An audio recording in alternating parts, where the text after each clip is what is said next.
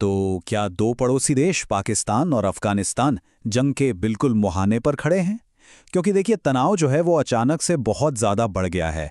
मतलब कुछ ही हफ्तों के अंदर एक बड़ा आतंकवादी हमला हुआ और फिर उसके जवाब में सीमा पार हवाई हमले भी हो गए। हालात आप कह सकते हैं बहुत तेज़ी से बिगड़े हैं। तो चलिए आज इसी मामले को थोड़ा और गहराई से समझते हैं कि आखिर ये सब हुआ कैसे और क्यों हुआ। अब इस पूरे मामले की जड़ को समझना है ना, तो बस दोनों देशों के बयान देख लीजिए, सब साफ हो जाएगा। 22 फरवरी को जब हवाई हमले हुए तो पाकिस्तान ने कहा कि ये तो इंटेलिजेंस बेस्ड सिलेक्टिव ऑपरेशंस थे, लेकिन अफगानिस्तान ने इसे बिल्कुल अलग तरह से देखा है। उन्होंने कहा नहीं, ये हमारी संप्रभुता का खुला उल्लंघन है। सोचिए, एक ही घटना और दो एकदम अलग अलग कहानियां। यहीं से पता चलता है कि दोनों के बीच सोच का कितना बड़ा फासला है। और देखिए, जब भी दो देशों के बीच ऐसा तनाव होता है ना, तो इसकी सबसे बड़ी कीमत कौन चुकाता है? आम लोग। अफगान अधिकारियों का भी यही कहना है कि इन हमलों में सिर्फ लड़ाकों को ही निशाना नहीं बनाया गया। उनके रक्षा मंत्रालय ने साफ साफ एक बयान दिया कि दर्जनों बेगुनाह लोग, जिनमें औरतें और बच्चे भी थे, मारे गए और घायल हुए। ये हमें याद दिलाता है कि किसी भी लड़ाई का सबसे बुरा असर आम जिंदगी पर ही पड़ता है। तो सवाल ये उठता है कि आखिर पाकिस्तान ने इतना बड़ा कदम उठाया ही क्यों? उनके हिसाब से इसकी शुरुआत हुई इस्लामाबाद में हुए एक बहुत ही भयानक हमले से। तो चलिए अब जरा पीछे चलते हैं और उस पूरी टाइमलाइन को देखते हैं जिसकी वजह से ये संकट खड़ा हुआ। और आप बस ये देखिए कि ये सब हुआ कितनी तेजी से।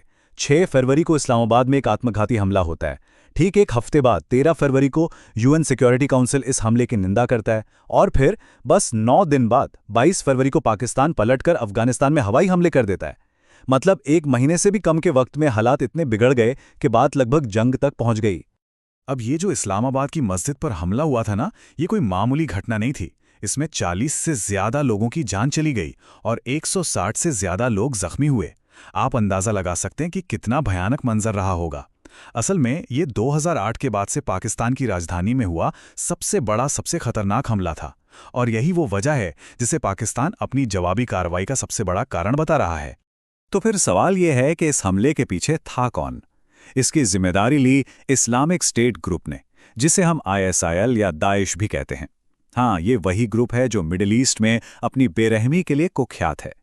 और ये जानना इसलिए ज़रूरी है क्योंकि इसी से हमें ये समझ में आता है कि पाकिस्तान का सारा ध्यान बॉर्डर के पार मौजूद मिलिटेंट ग्रुप्स पर क्यों किया। लेकिन देखिए, इस्लामाबाद का हमला तो बस एक ट्रिगर था। ये कहानी असल में इससे कहीं ज्यादा पुरानी और गहरी है। पाकिस्तान की जो शिकायतें हैं वो सालों से चली आ रही हैं और वो जुड़ी हैं अफगानिस्तान में पनाह लिए बैठे मिलिटेंट ग्रुप से। और इस पूरे झगड़े के सेंटर में है एक ग्रुप जिसका नाम है तहरीक-ए-तालिबान पाकिस्तान, यानी TTP। अब यहाँ एक बात समझना बहुत ज़रूरी है। ये TTP वो अफगान तालिबान नहीं है जो काबुल में सरकार चला रहा है। नहीं, ये एक अलग ग्रुप है। पर हाँ, दोनों की सोच, उनकी विचारधारा बिल्कुल एक जैसी है। TTP का तो एक ही मकसद है, पाकिस्तान की सरकार को गिराना और वहां शरिया कानून लागू करना।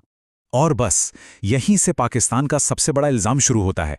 इस्लामाबाद सालों से ये कह रहा है कि अफगानिस्तान की तालिबान सरकार TTP को अपनी जमीन पर एक सुरक्षित पनाहगाह देती है और वहीं से बैठकर TTP पाकिस्तान पर हमलों की प्लानिंग करता है और उन्हें अंजाम देता है।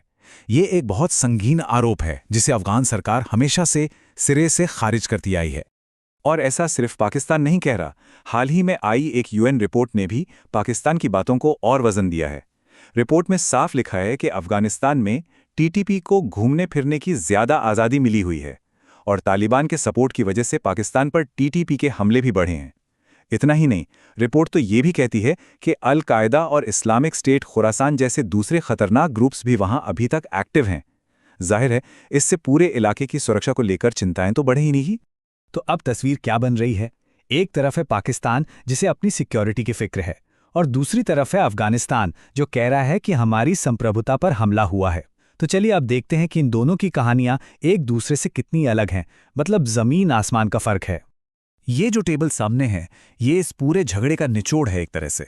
मिलिटेंट ग्रुप्स के मुद्दे को ले लीजिए। पाकिस्तान कहता है आप उन्हें पनाह देते हैं। अफगानिस्तान का जवाब है बिल्कुल नहीं। फिर बात आती है हवाई हमलों की। पाकिस्तान के लिए वो जरूरी थे तो अफगानिस्तान के लिए वो उल्लंघन थे। और जिम्मेदारी, वो तो दोनों ही एक दूसरे पर डाल रहे हैं। तो साफ है यहां कोई भी अपनी बात से 1 इंच भी पीछे हटने को तैयार नहीं है। और देखिए, अफगानिस्तान सिर्फ इन इल्जामों को नकार नहीं रहा है, वो पलटकर पाकिस्तान पर ही सवाल उठा रहा है। अफगान सरकार के जो प्रवक्ता हैं ज़बीहुल्लाह मुजाहिद, उनका बयान उनकी सोच साफ दिखाता है। वो कहते हैं कि पाकिस्तानी जनरल अपने देश की सिक्योरिटी की नाकामियों को छुटाने के लिए ऐसे हमले करते हैं। मतलब उनका सीधा सीधा ये कहना है कि पाकिस्तान अपनी अंदरूनी दिक्कतों से ध्यान भटकाने के लिए अफगानिस्तान को बलि का बकरा बना रहा है। अब ये जो एक दूसरे पर इल्ज़ाम लगाने और फौजी कार्रवाई का खेल चल रहा है ना, इसका असर सिर्फ बयानों तक नहीं है। इसका ज़मीन पर, असल ज़िंदगी में, लोगों पर और पूरे इलाके की इकॉनमी पर बहुत ही बुरा और सीधा असर पड़ रहा है। एक बात और समझनी होगी, ये जो हवाई हमले हुए हैं ये कोई अचानक से नहीं हो गए। ये तो अक्टूबर 2023 से ही जो टेंशन बढ़ रही थी उसी का नतीजा है। उस वक्त बॉर्डर पर जो झड़पें हुई थीं उनमें दोनों तरफ मिलाकर 70 से ज़्यादा लोग मारे गए थे। तो ये सब आप कह सकते हैं दशकों से चले आ रहे एक नाजुक रिश्ते की एक और कड़ी है। और इस पॉलिटिकल और मिलिट्री टेंशन का सीधा असर पड़ा है ट्रेड पर, यानी व्यापार पर। दोनों देशों को जो ज़मीनी रास्ता जोड़ता है, जो बहुत ज़रूरी है, वो महीनों से लगभग बंद पड़ा है। और ये सिर्फ कोई बॉर्डर नहीं है, ये तो इस इलाके के लिए एक इकोनॉमिक लाइफलाइन है। और इसके बंद होने का मतलब है कि पूरा रीजनल कॉमर्स एक तरह से ठप पड़ गया है। और इसका असर कितना बड़ा है ये आप साफ देख सकते हैं।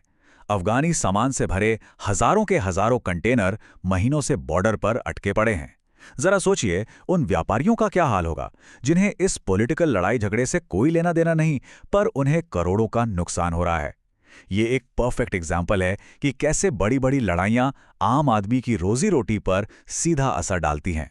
तो कुल मिलाकर हम एक ऐसी सिचुएशन में आ गए हैं जहां इल्जाम, हिंसा और आर्थिक तबाही का एक दुष्चक्र बन गया है। पाकिस्तान को अपनी सुरक्षा की चिंता है तो अफगानिस्तान को अपनी संप्रभुता की, और इन दोनों के बीच में पूरे इलाके की स्थिरता दांव पर लगी है। और ये सब हमें एक बहुत बड़े सवाल पर लाकर खड़ा कर देता है कि जब दोनों देशों के बीच भरोसा पूरी तरह खत्म हो चुका हो तो फिर यहां से आगे का रास्ता क्या होगा।